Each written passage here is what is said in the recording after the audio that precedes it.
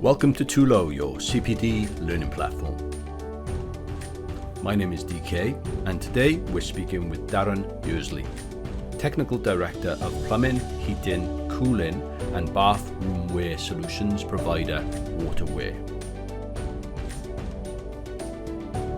This is a fantastic exploration of the space, and I start with asking Darren, what is Waterware? So Waterware is a family company. Mum and Dad established it in 1989. They retired in 2003, and my brother retired this year. And currently it's myself, my sister, and my cousin who run Waterware. And we specialize in water-based products, as you probably can tell from the name. And what we do have, which is quite unique in Waterware, is we have a very, very broad product portfolio. So we have about 35% of our turnover is bathroomware products. So all the kind of fashion style taps, toilets, vanities, all that type of, we call it front of wall portfolio. And my sister's got a very good eye for fashion, and she really drives that side of the company. The balance of the company is split between plumbing and heating, and more recently the heating division is now moving into cooling and ventilating. And so that's more of the technical side of the company, which I run the technical team. I'm Technical Director, and so yeah, and it creates unique challenges because we have such a broad product portfolio operating in quite distinct markets. But like all challenges, it creates opportunities as well. So we have a lot of opportunity come our way through the various people coming to us looking for solutions in some areas, and then we can expand into these other areas as well. And obviously with the family business, your path to it was kind of encouraged, I would imagine. But what has it been a straight path for you to get involved with the family business? Yeah, so I started part-time when I was going through university. So I think I started working part-time in 92. Full-time in 92. I was part-time from about 85. So yeah, I'm really part of the furniture now. I've been there for a very, very long time. Wow, brilliant. That must be a fascinating journey, but also quite unique within the New Zealand market as well. Are there other family businesses you kind of interact with who kind of do similar things? Possibly, but you don't always know. It's not something which we really broadcast or communicate very much, but it's not a secret. We just don't make a big deal of it. As a family, we have a very tight relationship, and so it's never really been a problem where I know sometimes you love your family, but you couldn't work with them. But with me and my sister, we have quite a different skill set, and we really complement each other. And I think we do kind of recognise our individual talents, and that really helps because it means that there's very little kind of conflict between us because we respect our own areas of our own spheres of expertise. Fascinating. So you mentioned there about the heating and cooling systems and some of the technologies that you have at Waterware. So what is the current offer in that space if we leave bathroom alone? Because people probably understand that quite readily, but what about the plumbing, heating and cooling systems? What are the current technologies on your kind of list there?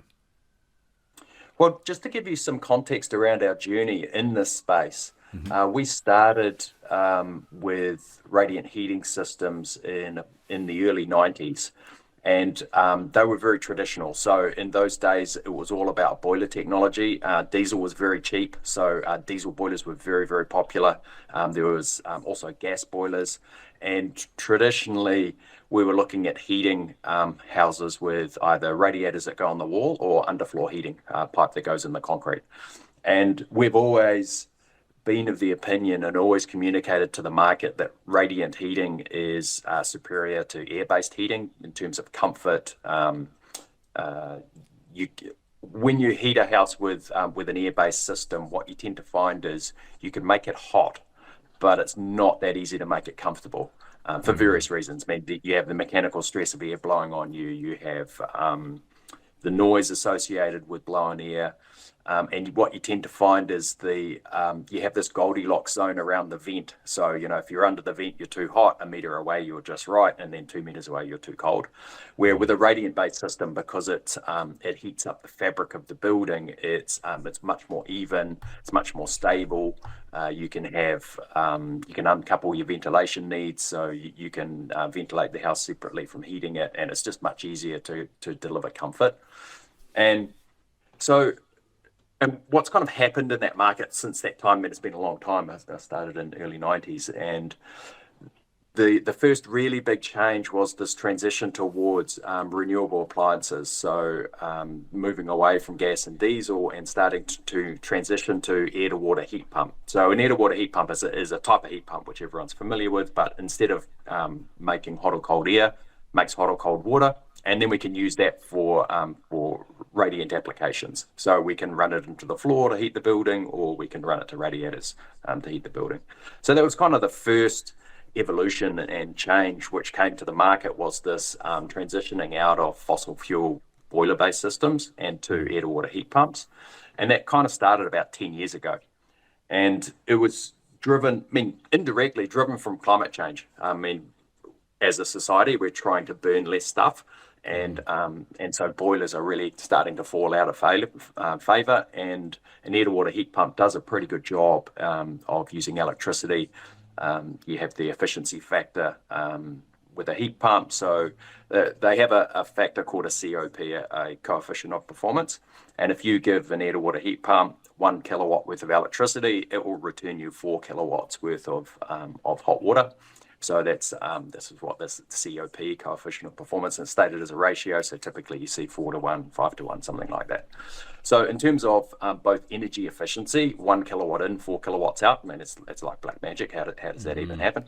And in terms of running cost, it means that if you're just paying for 1 kilowatt of electricity, but you're turning it into 4 kilowatts worth of heat, then the running cost is also very good. So both in terms of environmental, being energy efficient and responsible, and in terms of financials, in terms of running costs, air-to-water heat pumps make a lot of sense in our technology, in our industry. So that sort of change, it started to come in about 10 years ago. And initially the appliances, they were good, but there was a lot of development to be done, and that development's kind of happened over those last 10 years. And one of the things we realized as a heating company was with climate change, which is driving this change in appliance, if you're a heating company and the world is getting warmer, then if you're thinking strategically and more longer term, it's like, what place are you going to have in the market if the world's getting warmer and you're selling a heating system? And so we joined those dots up and thought, wow, we really need to start offering cooling. And so we looked around in the market, and we've always been radiant heating is the best way to heat a space to make it most comfortable. And we didn't really want to jump straight into an air-based solution for cooling. So we looked around and we started to look at radiant cooling options, which is a brand new technology for this market. Nobody's really had any experience with it. And it links up very well with also changing to an air-to-water heat pump, because the heat pump can produce cold water as well as hot water. And if we can utilize that cold water to drive a radiant cooling system, well, now you can heat and cool with one appliance radiantly, and you've got all the advantages in radiant cooling as you do in radiant heating. With you don't have the Goldilocks zone, it's quiet, it's hidden. So all of those kind of really good experiences of a radiant heating system, you can also deliver in radiant cooling. And most people have got absolutely no idea that you can radiant cool a building. You can heat it and cool it silently, persistently, and across this wide surface area. with just by controlling the radiant surface temperature of the fabric of the room. So that transition really started, we started experimenting with radiant floor-based systems, heating and cooling, probably about 5 years ago. And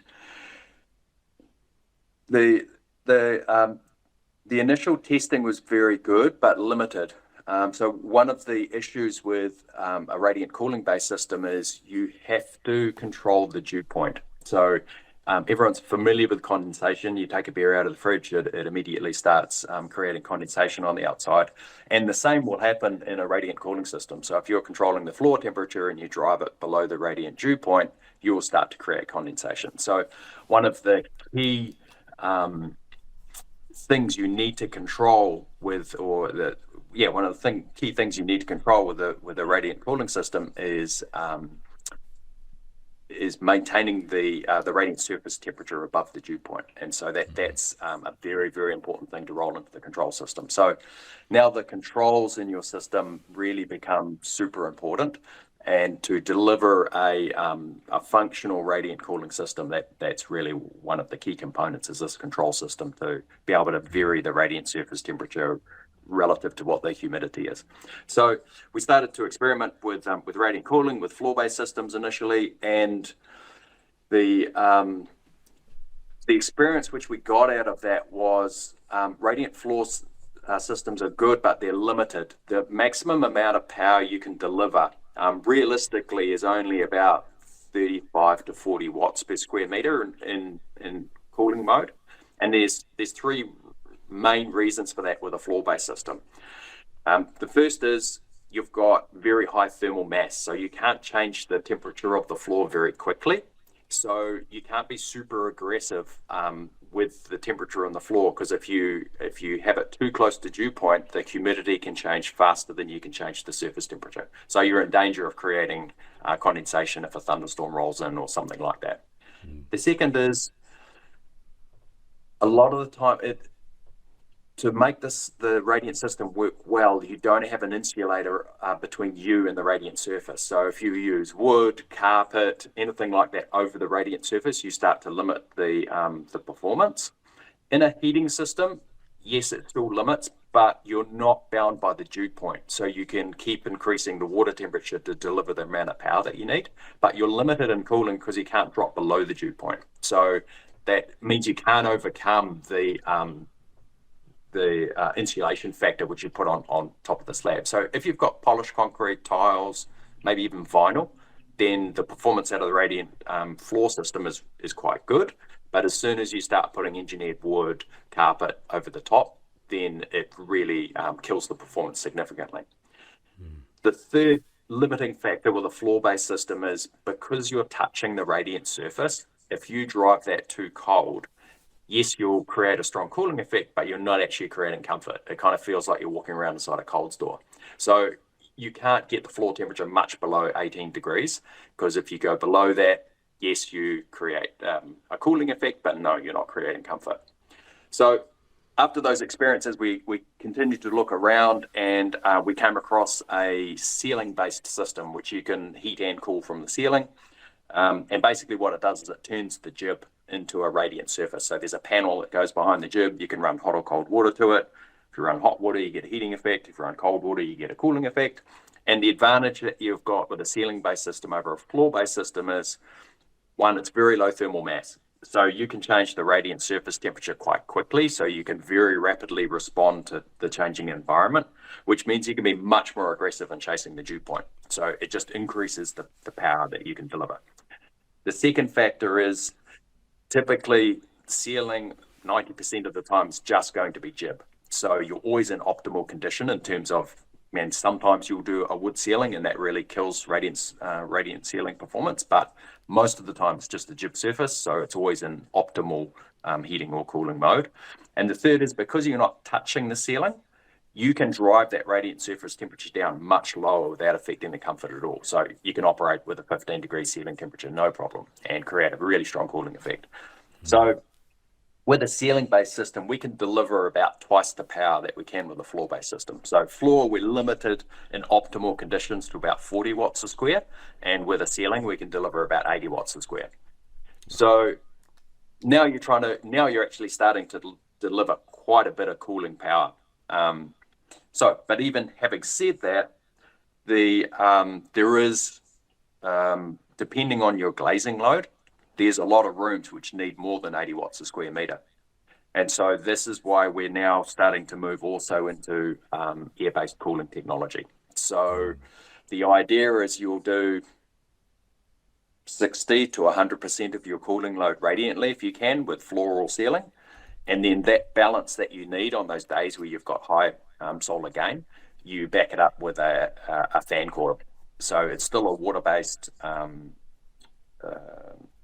fan coil, so it's driven from the same hydraulic system, but it allows you to actively heat or cool the air. And so with a good control system, you can run that as a second stage. And so what happens is you do the majority of your cooling load radiantly, which has all those advantages of radiant cooling, where you've got, it's silent, it's distributed all over the zone, so, there's no Goldilocks zone.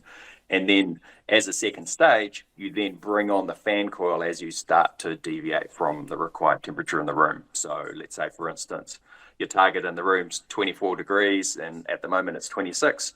The fan coils will modulate up to 50% to assist, and then as you approach set point, when you get to 24 degrees, it will then modulate the fan off, and you'll just coast on radiant. So there's a number of things which are going on in the market at the moment, which is kind of driving these changes. And there's two basic things which really we see changing this market a lot over the next 5 years. The first is the changes to H1. So H1 is the legislation about the insulation levels and construction for residential housing.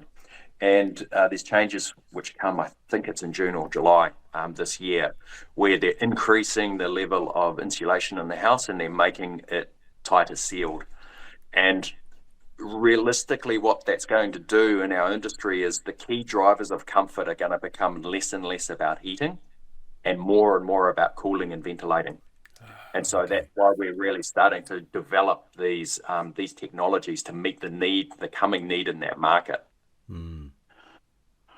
Okay, and so the second thing which is really going to turn this market upside down is, as part of climate change and air to water heat pumps, or heat pumps in general, there's been a change in the refrigerants which we can use in these appliances. So part of the Paris Climate Accord, there's a score which they give the refrigerant called GWP, Global Warming Potential. And basically what it means is if you let off a quantity of gas, it does X amount of damage to the environment, and they give it a score.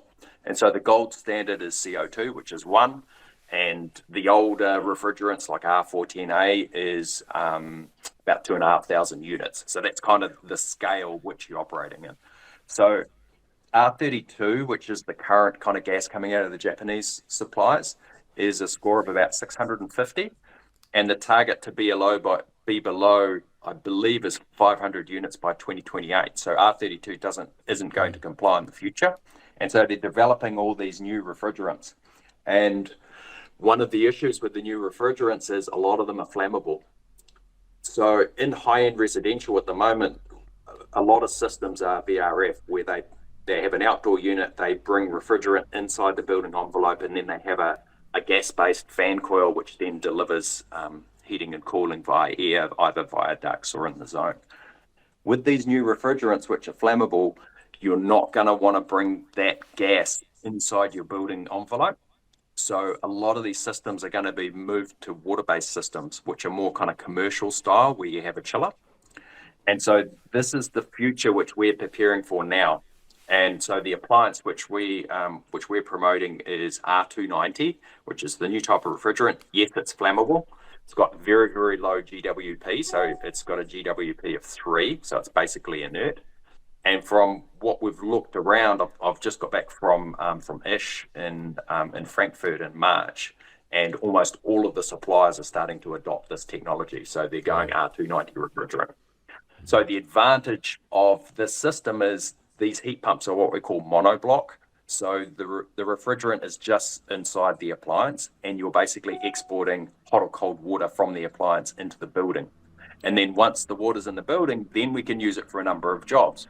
We can use it for heating the floor, cooling the floor, heating the ceiling, cooling the ceiling, and we can connect it onto fan coils where we do air support, and we can produce the hot water for the taps and showers. So one of the other advantages of R290 is it's high temperature. So these older R32 appliances, they topped out at about 60-degree water temperature, which meant that you couldn't reliably use them for hot water production without also using electric element for boost, where these new appliances go up to 75 degrees. So we can produce the hot water without using electric element. So from one appliance, we can do the heating, the cooling, and the hot water production, all integrated into one platform, one system. So we're kind of seeing that in the market where high-end residential, at the moment, you would have a standalone floor system, either with a gas boiler or maybe a heat pump. Then you'll have a standalone aircon system. Then you'll have a standalone hot water system. And then maybe you'll have some sort of heat recovery ventilation. So you'll have all of these four systems, which are all installed inside a building. They don't talk to each other. They all operate independently. Sometimes they fight against each other, where you might have the floor and heating mode and the aircon and cooling mode. And the user experiences, they've got four different interfaces they have to wrestle with to deliver comfort into the house. And so what we're trying to do is set ourselves up to integrate all of these services into the building from one supplier, one design, one controls platform. So the user experiences, they have like a phone-based app. They set the temperature they want in the room, and then the system takes over and it delivers the heating, the cooling, also ventilating, which I'll talk about in a minute, and the hot water production, all from one system. So this is what the Masana control system is a combination of all these technologies with a control platform which integrates them all. So the user experience is super easy, and you're delivering this comfort to the zone. And so the Masana climate control is, we're taking control of everything inside the climate inside the building to deliver comfort. So the missing piece we haven't talked about is ventilation. So the changes in H1 again means that the key drivers for comfort is going to be cooling and ventilating. Yes, there will still be heating needs, but primarily cooling and ventilating is going to be driving comfort. And so we're also moving into this space. So along with the floor and ceiling radiant-based system and the fan coil-based air heating and cooling system, we're also introducing a ventilation system. And the technology which we're going with is called ATU. So everyone's familiar with what an HRV system is, a heat recovery ventilation system. And so the way they work is it's a 4-pipe system. So rather than just have a fan in the ceiling space which pressurizes the building and relies on the leakiness of the building to get your air changes, it's a system which pumps air in and pumps air out, and there's a heat exchanger, so the air that you're throwing away preheats or pre-cools the air that you bring back into the building. So this HRV, the heat recovery ventilation, is what gets used a lot in these high-end residential houses, and for good reason. It's an awesome system. So the technology which we're starting to promote in the market is an evolution of that. So if you take an HRV and you combine it with a built-in fan coil, then you have an ATU, an air treatment unit. The advantages of an ATU over an HRV system is not only can you do the heat recovery ventilation, but you can also actively heat or cool that ventilation air as you bring it in, and you can control the humidity. So this unit connects onto the air-to-water heat pump. So it takes that heating and cooling water that we're using in the radiant-based system and sending to the fan coils, and also goes to the ventilation system. So now what that allows you to do is to, if the humidity in the building is above optimal, it will send cold water to the ATU which will dehumidify the ventilation air as it brings it into the building to lower the humidity. Now, the advantage of this system for us when we're trying to do radiant cooling is one of the key drivers of performance is the dew point. If the dew point's very high, the amount of radiant power you can deliver is quite low in cooling. But if you control the humidity, now you get a double whammy. Not only is the air you're bringing into the building colder, but also it's drier, so now I can be more aggressive with my radiant cooling system. So these things they fit together really well. It's like peanut butter and jelly. It just goes together so well.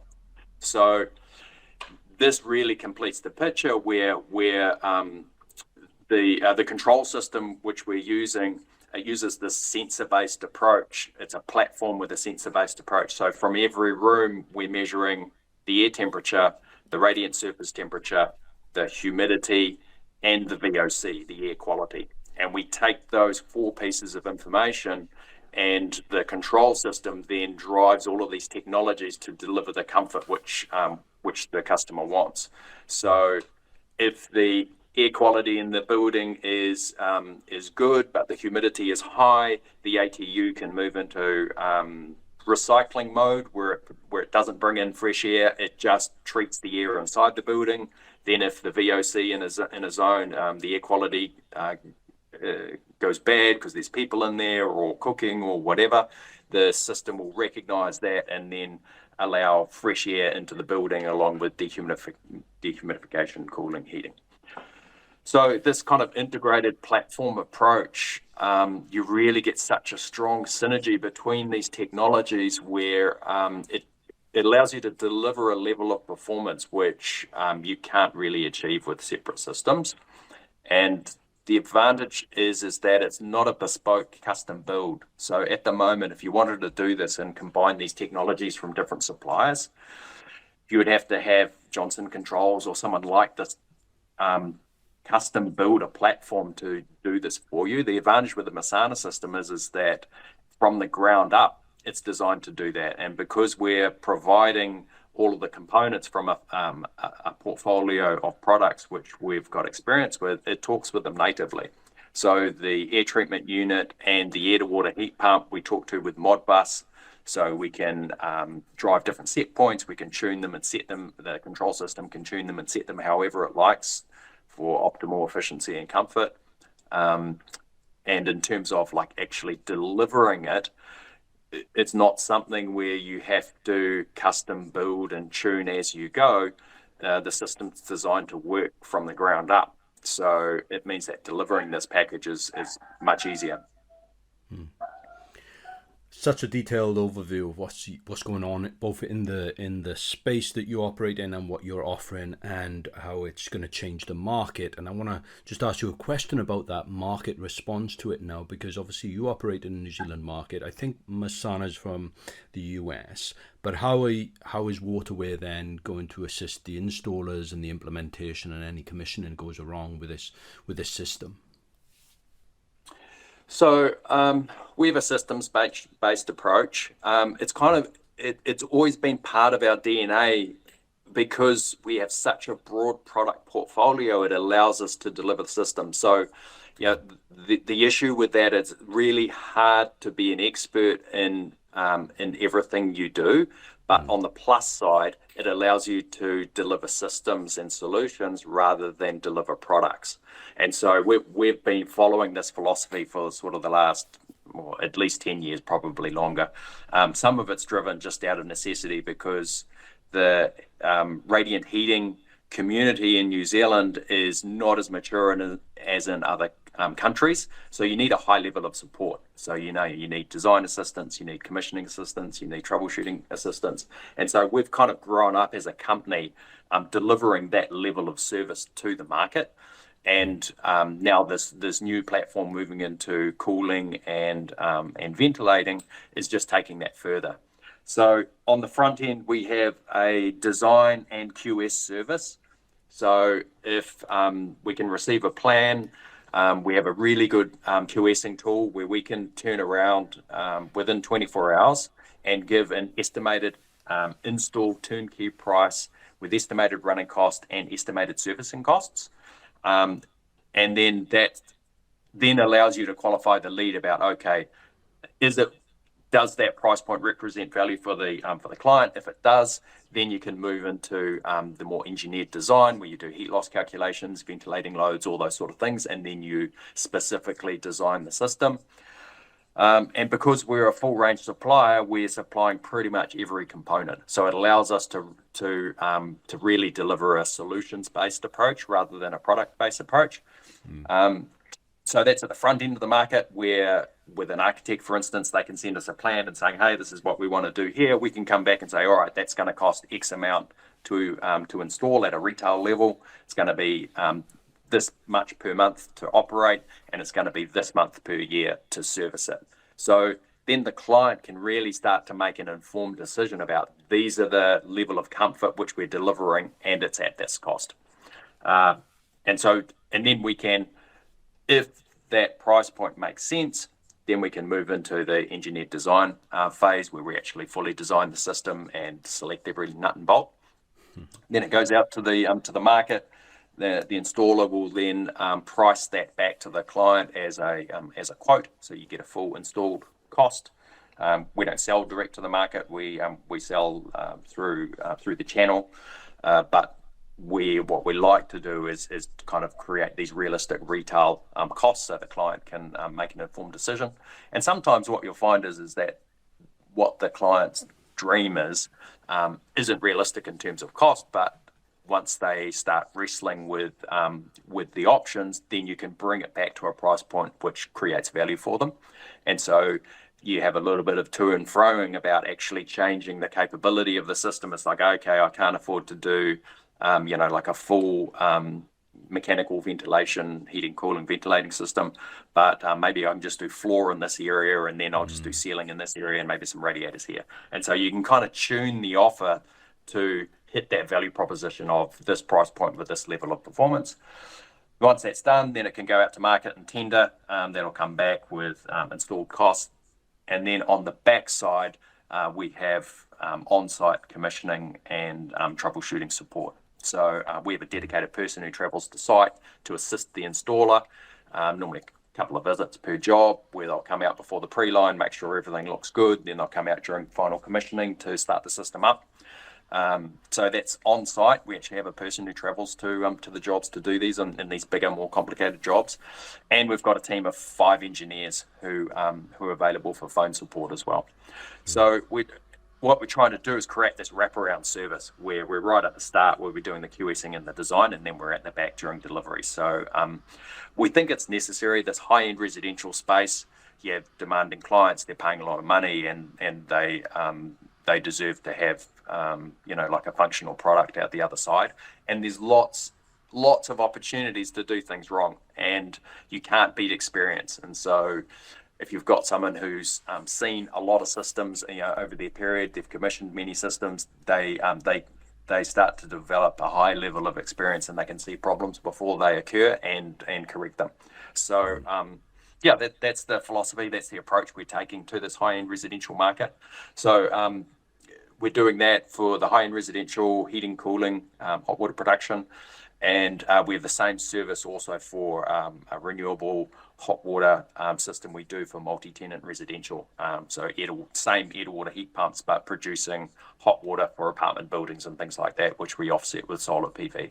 So both of these two kind of niche solution-based products has that level of support which we're delivering to the market. So you sound like that you're ahead of the curve on a lot of the things here, but I would like to wrap up this kind of session with a question about what's next. What's the horizon looking like for not just Waterware, but where do you think the change, I suppose, levers are going to come from in your space? So in terms of Waterware, the key driver for us over the next 2 years is implementation. It's about taking this concept, this philosophy, and delivering it to the market. We've had a lot of really, really good ideas over the last sort of 5 years, which we've been working on, but now's the time to stop thinking and start doing. And so the key for us is really about implementation. That's the key focus for us, is to get this system really well bedded in and in the market and installed and up and running. So in terms of waterware, I think that's for the short to medium term for us. That's our priority. In terms of the market, it's going to take some time to assimilate the changes in H1. I don't know if the market realizes just how significant some of those changes are. And like I say, I think moving forward, the key drivers for comfort is really going to be moving towards ventilation and cooling. And having buildings overheat is going to be a major problem. If you don't take a strategic approach, if you're not aware of it, if you don't put the things in place to mitigate it, I think that's going to be one of the big problems for buildings is actually overheating, not underheating. So there needs to be some sort of thought put into that, and hopefully the market doesn't just resort to old technologies to solve these problems. I mean, air-based cooling is a pretty big hammer. You can crack any nut with an air-based system, but it's not the best way to deliver comfort, in my opinion. You need to have some sort of radiant-based system along with your air-based system, because everyone's experienced what air conditioning's like. It's very, very easy to heat or cool a space. It's not very easy to make it comfortable. And so hopefully the market will be open and receptive to these ideas of thinking differently and taking a different approach. And hopefully Waterware as a company will have the maturity and experience to be able to deliver those solutions to meet the needs of the market. So, and the second driver, which is going to come into the market, is this change in refrigerant. So if people are used to just doing VRF systems in these buildings, like in these high-end residentials, I really think that's going to be changing. And so we're going to be moving away from gas-based systems to water-based systems. So normally water-based systems you only use commercially, like in a hotel or something like that, because you don't want to be moving so much refrigerant around inside a building that large. But high-end residential, a lot of them are VRF, where you've got refrigerant inside and you're using these air-based coils actually inside the building, either ducted or in the zone. But I can just see that you're not going to want to be bringing these refrigerants inside the building. And as these refrigerants continue to change and evolve, you're not going to want to be tied to a certain refrigerant. So one of the problems is if you try and change refrigerant in a VRF system, you also have to change all the terminals. So, like if you've got a current VRF system using R14A and you want to transition it to R32 or whatever a new refrigerant's going to be, you have to pull the building apart because every terminal you've got to take out and replace.